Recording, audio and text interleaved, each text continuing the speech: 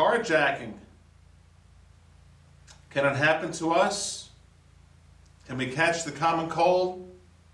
The answer is yes. It happens way too often. It's an extremely violent crime. I've been wanting to do this video for about 6 months. I put a lot of thought into it, and then coincidentally today in Scottsdale, Arizona, some nut job on what they call this bath salts, they think. I mean, he stripped himself naked and carjacked like 3 cars, head-on collisions, massively injured 7 people. This is getting out of control. So no matter what the situation is, whether it's some guy on drugs like bath salts trying to get into your car, or someone who wants to take you or your family or your children or your vehicle or your goods inside, it happens every day. Over 50,000 carjackings a year happen in the United States, and it could be in a rural area or it could be in a city. So in this video I'm going to give you my opinion. This is not professional advice, this is my opinion. If you're new to the channel, please subscribe and please tell a friend, because if everybody just gets one tip out of these videos, then I think the channel is doing a good job. weaponseducation.com, welcome. Let's not be a victim of carjacking. Let's defend ourselves. I'm going to tell you why I carry a 10mm, why I carry multiple knives, and some measures I take. I got my laptop right here to give you some advice on exactly some measures to take to avoid a carjacking, and if you're in a carjacking, what to do to get out of this situation. Welcome to weaponseducation.com.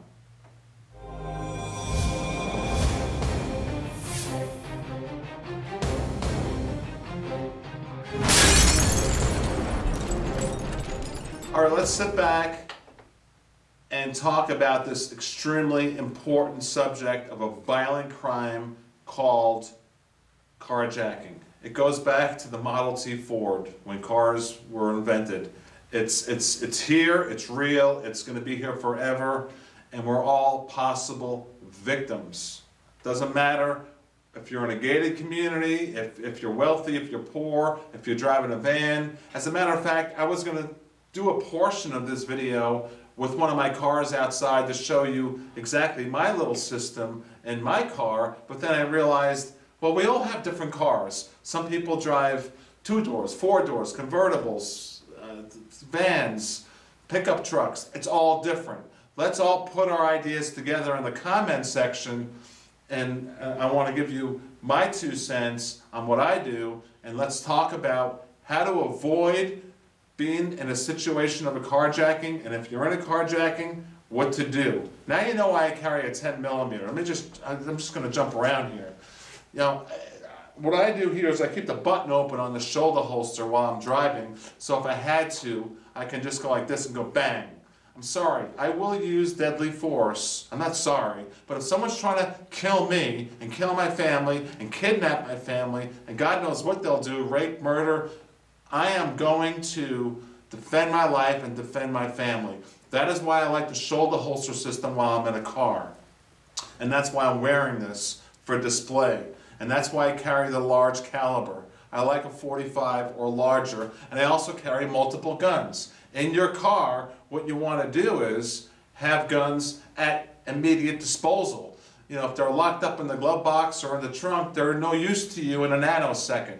So, in whatever vehicle I'm driving, I want to make sure, and I think about it, I'm cognitive of it. I want to make sure that they're accessible. Whether it's a couple of knives, which I like to have knives all around me in my car, or if it's guns, I want to have one under the floor mat, like a car PM40, perfect, real small, thin, compact, under the floor mat. I love that gun.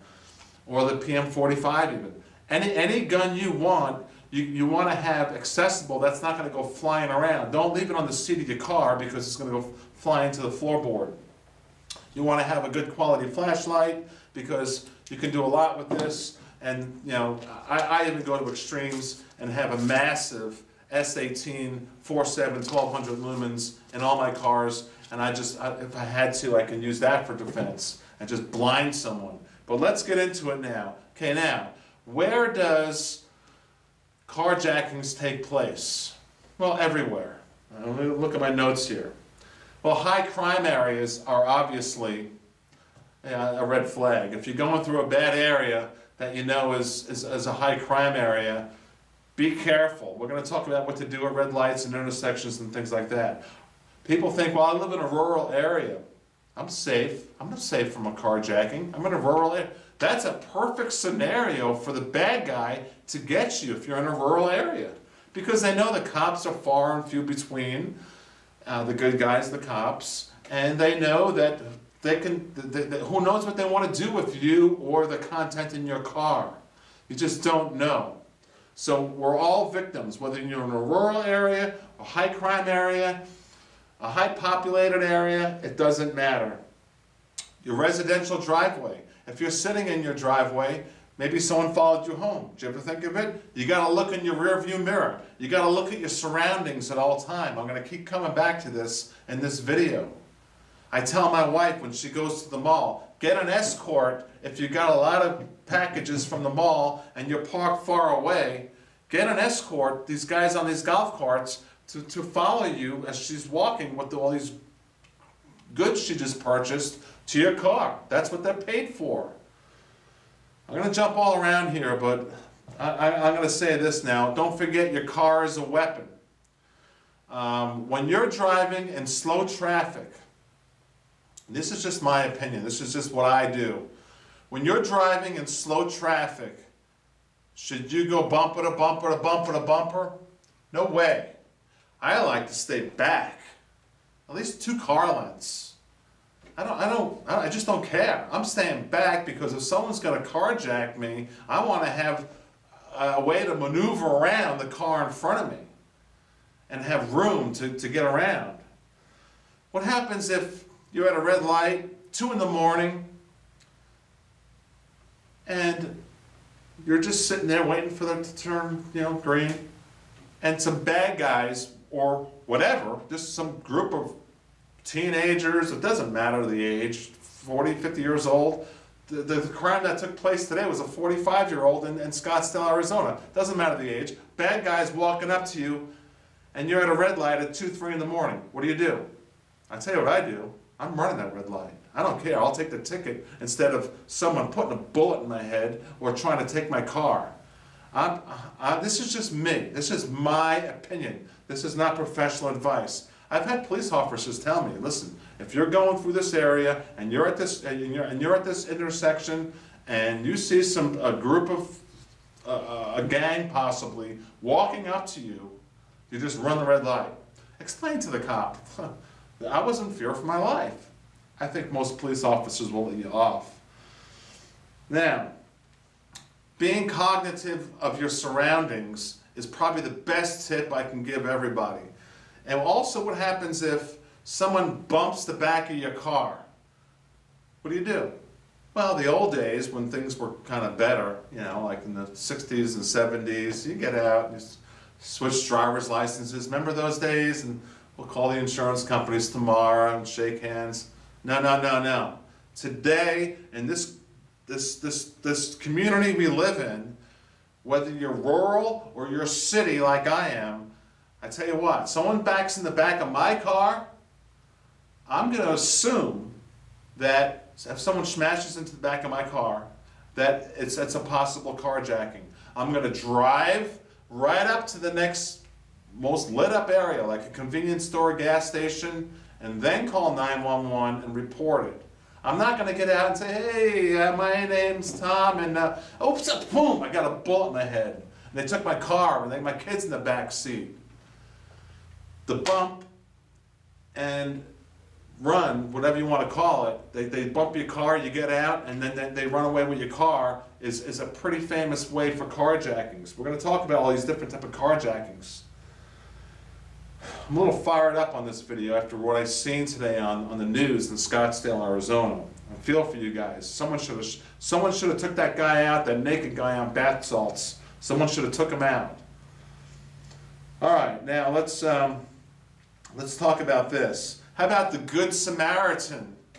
Yeah, I was talking to my wife earlier, Tammy, and I said, can you believe that in this day and age, here we are, 2012, people will actually carjack you because they're acting like good Samaritans. What I mean by that is, what they'll do is, they'll stage a wreck and act like they're hurt. And you drive by and say, oh my gosh, those people are hurt. Let me get out, run out of the car and go help them. I'm not saying don't go help people. You got to use your judgment, your level-headedness. You got to be trained. You got to get professional training. You got to use your gun and all that stuff on a regular basis and know what you're doing. But the Good Samaritan rule here is, if you see someone who's acting like they're hurt, maybe they're like putting the bait out for you to come to them. That's an easy way to get you. Just act like you're hurt. Oh, come, I got a flat tire. You know, can you come help me out? I need a gallon of gasoline. Can you come help me out? That's what 911's for. You know, pull up to the next gas station, like I said earlier, call 911 and say, this guy needs some help. I'm sorry to tell you to pass by someone who's just sitting there with a flat tire, but they could be looking to commandeer your life, your family's life, your vehicle, and who knows what they'll do to you. They'll also follow you home from the mall and from wherever you're going. If you don't think you're being tracked, you're wrong. Especially if you just went shopping. Please throw in your comments. I know I'm throwing a lot of stuff out here at once, but please throw in your comments. Always park in well-lit areas. How about this? This just came to mind. You want to park in a well-lit area, and if you're sitting there, maybe you got an hour to kill, and you're sitting there with your air conditioner on, or your heater on if it's cold, and you're just sitting in a well-lit area, what about your seatbelt? You don't need a seatbelt while you're sitting and not driving. Okay? Of course you wear a seatbelt every time you drive, but if you're just sitting there, your seatbelt is going to keep you locked in your vehicle. So you may want to take your seatbelt off. I do. And when I park and I sit for an hour and I'm on my laptop or whatever device I'm on, my iPad and all that stuff, I take my seatbelt off, I let the engine run, I keep myself cool or warm, whatever the situation is.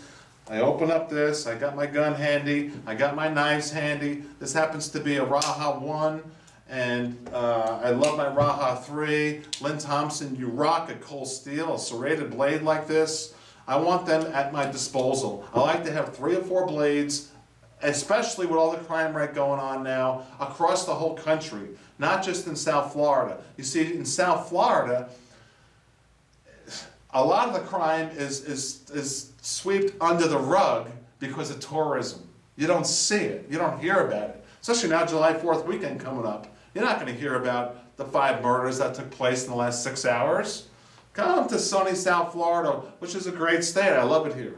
And all states have high crime rates. I'm sorry, all big cities. It's true. Carjackings are real.